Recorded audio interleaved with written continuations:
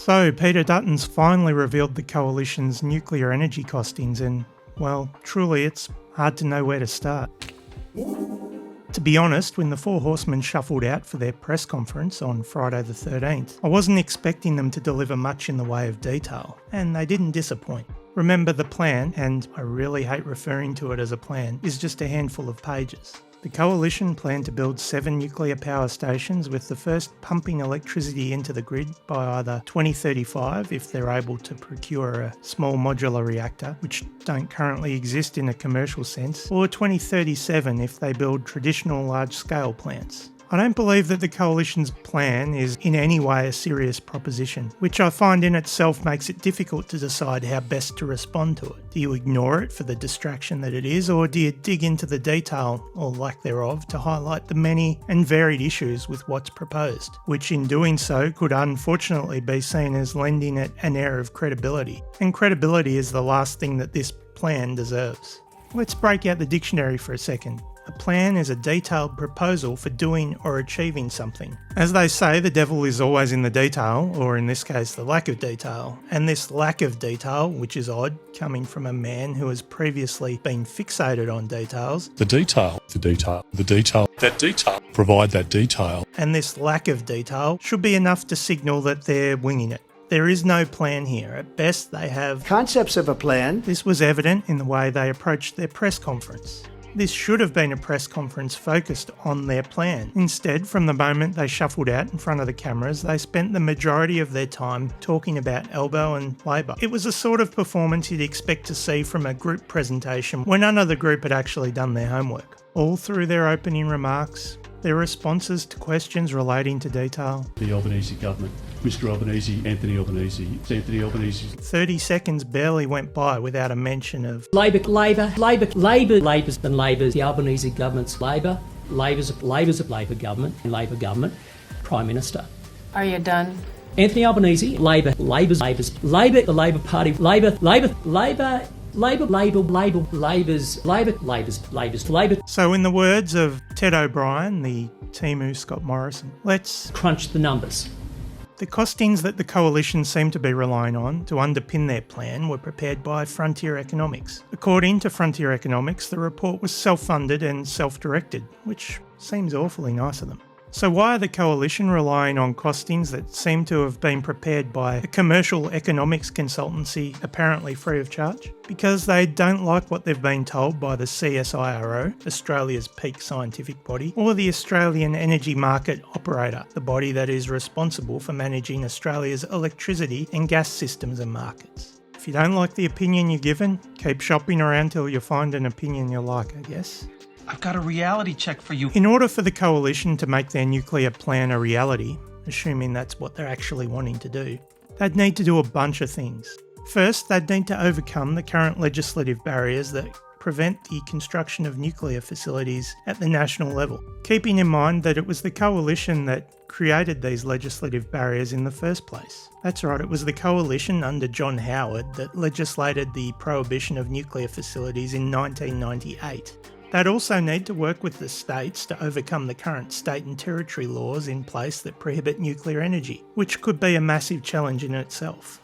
They'd have to set up a nuclear energy industry in Australia from scratch. Given that nuclear energy is prohibited in Australia, setting up the industry to support this massive policy shift would be a huge undertaking.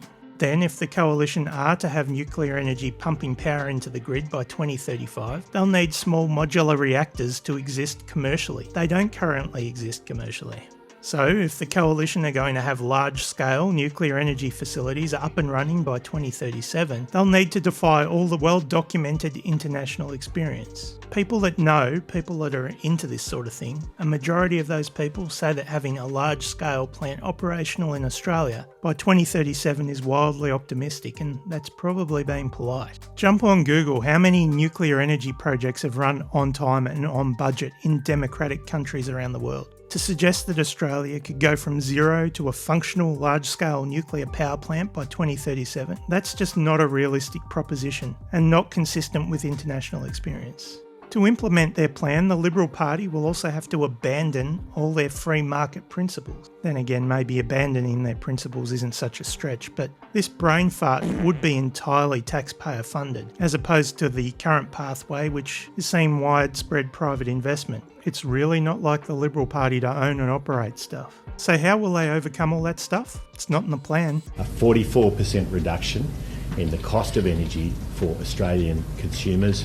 That is what this plan is all about. With a balanced energy mix under the Coalition, it'll be 44% cheaper. The Coalition will be spouting this 44% cheaper line from now until the election, hoping that's all that a largely politically disengaged electorate who are focused on cost of living will actually remember. They're hoping people won't be prepared to drill into the detail, or lack of detail, of what they're proposing. They're hoping people don't realise that this 44% cheaper thing doesn't stack up. This 44% cheaper thing, it's a massive apples and oranges exercise. There's going to be countless economists and energy boffins poring over the Coalition's costings and probably tearing them apart. But for now, when you hear this 44% cheaper line, 44% cheaper than Labor's power prices. there are a couple of things to keep in mind.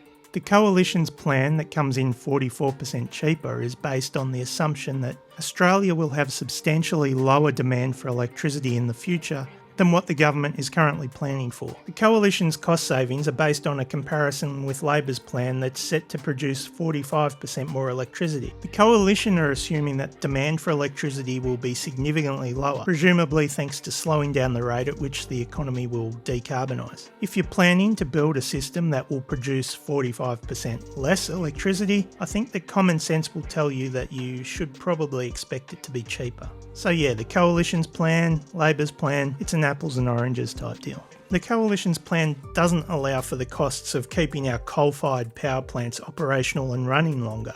We know that the coal-fired power plants are reaching end of life. Some of them have already been retired, and the majority of them will over the next decade. How much will it cost taxpayers to prop up these coal-fired power stations for another 10 to 15 years, or maybe even longer? Don't assume that because the Coalition claim their plan is 44% cheaper that you and I will see our energy bills reduce. The Coalition can't actually say whether or not what they are proposing will lower energy prices. Why? Because that wasn't modelled. Your nuclear plan on residential power bills, and is that something you're willing to consider? Well, again, we didn't do the modelling. It's not a Liberal Party document. I think it's really important to point this out. It's frontier economics. They refused to take any money when we asked them to model our plan because they are fiercely independent. Probably worth remembering though that when it comes to cost, these 7 plants will be entirely funded by taxpayers.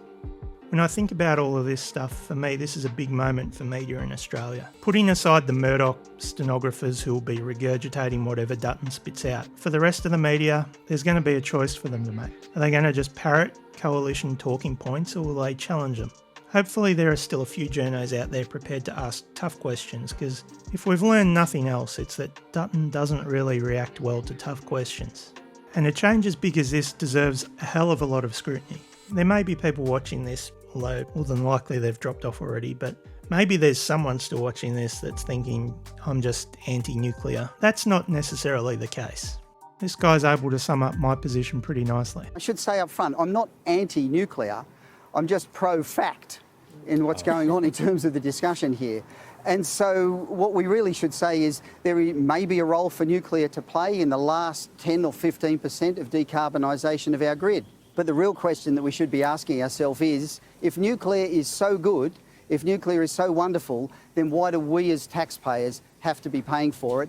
Why should we have to take money from hospitals, schools and roads to pay for nuclear when the 43 gigawatts of renewables that are currently in the pipeline here in Australia are funded by private capital, superannuation, big banks and the like? We should let the market decide what the best technologies are here and let that give us the cheapest energy into the future. For me, the time to be having these nuclear conversations was 10 to 20 years ago. But we don't have a time machine, so we are where we are. Even if we were to start down the nuclear pathway today, it's not going to get us anywhere near where we need to be in time.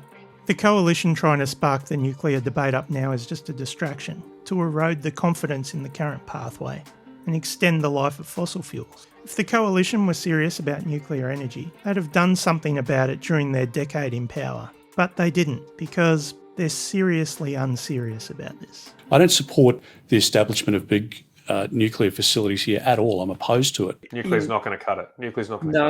cut it. I mean, like, we're as guilty as this too, right? This is, we're not serious. Like, you know, we're latching onto nuclear. Why? On my side of politics. I fully support getting rid of the ban. I've got a bill in the Senate to get rid of it. We should build some nuclear power stations. They'll help. They'll help our system. But we're latching onto it as a silver bullet, as a panacea, because it fixes a political issue for us, that it's low emission and it's reliable. But it ain't the cheapest form of power.